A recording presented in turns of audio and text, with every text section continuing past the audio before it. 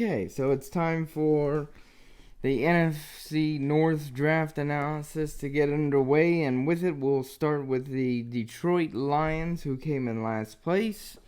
And with their first round pick, they chose Jeffrey Okudah, cornerback out of Ohio State. I gotta say, I gave this pick an A+. Every time I watched Ohio State last year, this guy was all over the field, making plays, making stops, swatting balls down. I think the best way to probably replace Darius Slay was by drafting Okudah. It's a great pick.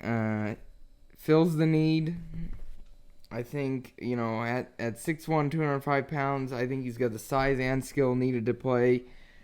And potentially a number one corner in this league. Definitely eventually shut down capabilities from him, I think, if he could, take his game to the next level.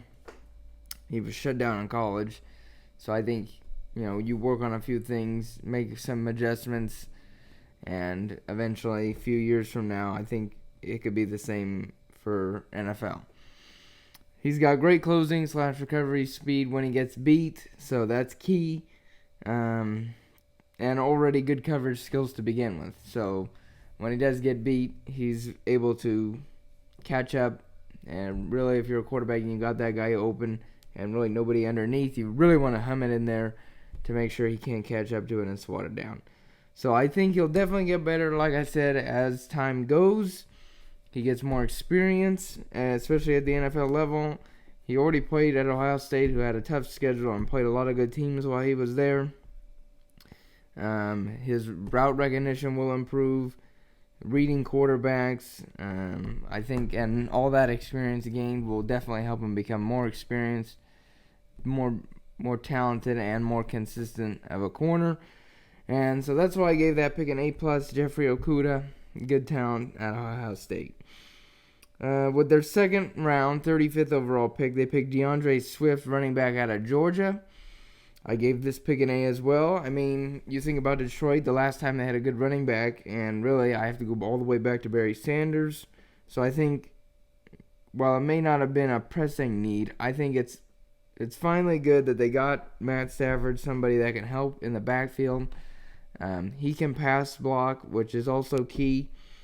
But more on Swift's running skills. He's really not a breakaway runner, doesn't have that amazing breakaway speed, but he gets you consistently 4 or 5 yards.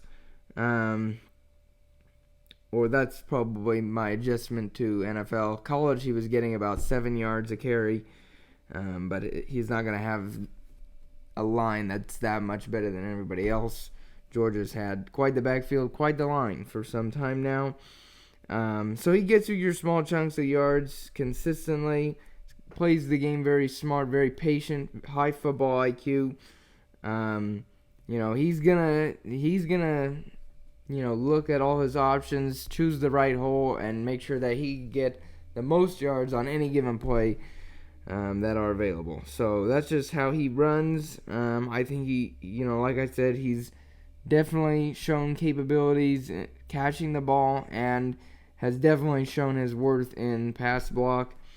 I think the biggest knock on Swift is probably his fumbling, which has been pretty big, and I think that'll be probably one of the bigger fixes moving forward for him. But again, it's good to see Detroit getting Stafford, a good guy in the backfield that can help them gain yards other than with Stafford's arm.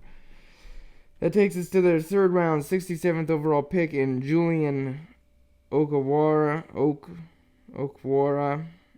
outside linebacker out of Notre Dame. I gave this pick a B. Okwara's brother already plays for the Lions, so that should be interesting, have a brother and brother there. Perhaps his brother has already told him a few things about Detroit, how they play. It might help with the playbook, So I think he might have a very smooth transition onto that team. He was pretty skilled at Notre Dame. He walked away with 24 tackles for loss and 15.5 sacks. And I think the Lions do need a boost in the pass rush game. And I think with Julian's speed and athleticism, I think he'll definitely be somebody that can help them get into the backfield more often and pressure the quarterback. I will say, though, that his run stopping abilities and tackling abilities do need to improve, along with some of his moves that he uses on the line to get by people. He needs to add a few more. That way, he's a more consistent threat to get to the quarterback. So overall, you kind of like the situation, and I think he's got a few things to work on, and hopefully he can get that done and become a pretty reliable force for Detroit.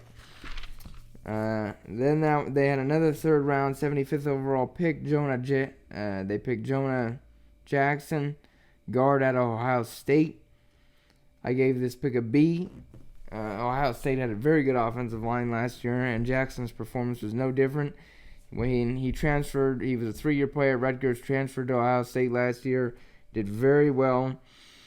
Even when upgrading with the Buckeyes, he does have some inconsistency, and I think that has led to questions about whether or not his potential will be reached.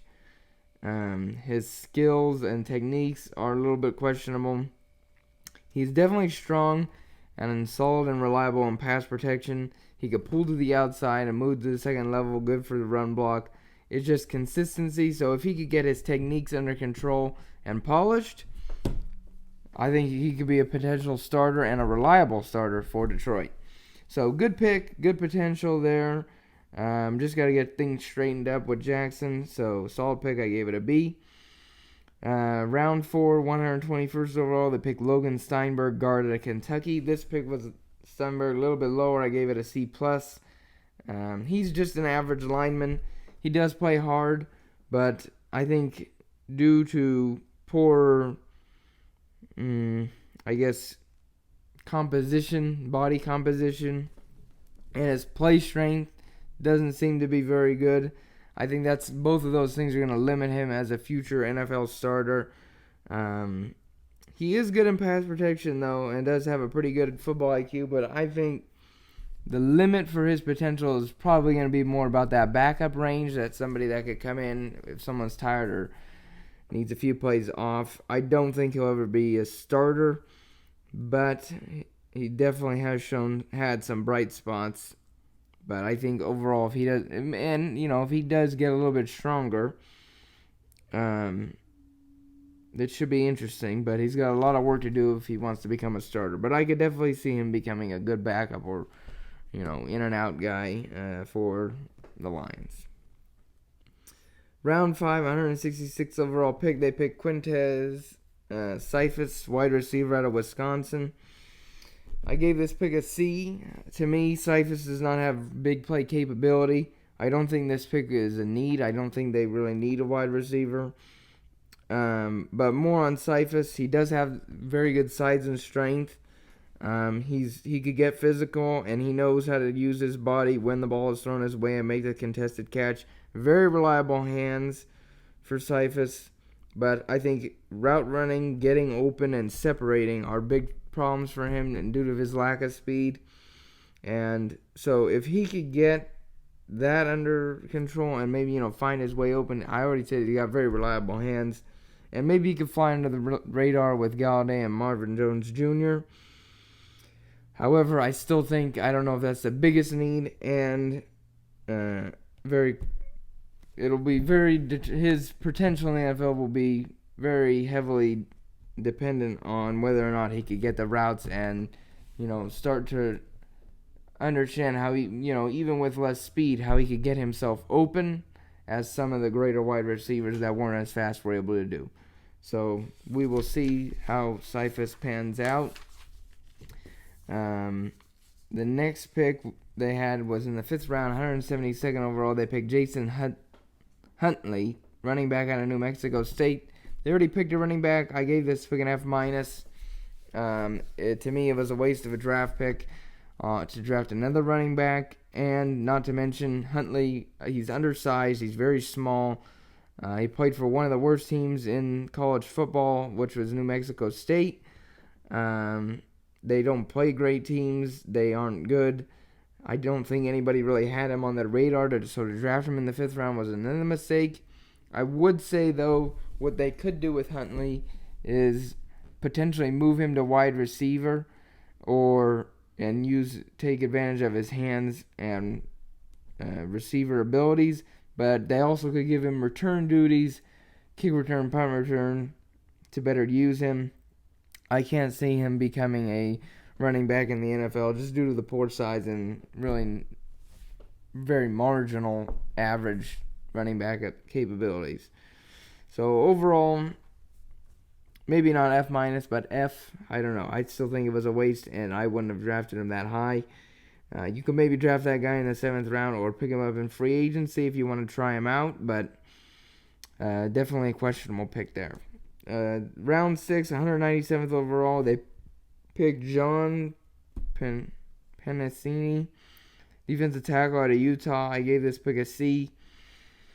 He offers pretty little value to me. I think he's got decent strength, but he does not really have the length or very talented techniques or pass rush skills, especially needed to handle just the stronger and tougher competition that the NFL has to offer. So I think with that, he'll be pretty limited. Maybe a practice squad guy, but could also probably get cut and not make the roster. Lions had one more pick. It was round 7, 235th overall. Deshaun Cornell, defensive tackle out of Ohio State. I gave this pick a C minus. Cornell was a 1-year starter at Ohio State, so a little bit less experience. He never really put up good numbers throughout his college career, and to most scouts that looked at him, he just doesn't have what it takes to play at the next level. So overall, for Detroit, I gave them a C+. I think their first few picks were pretty solid. Then as it got later, they started to dip and, pull guys that they shouldn't have drafted and very questionable picks. And with those later picks, they were also drafting guys that, you question whether or not they even have that much potential.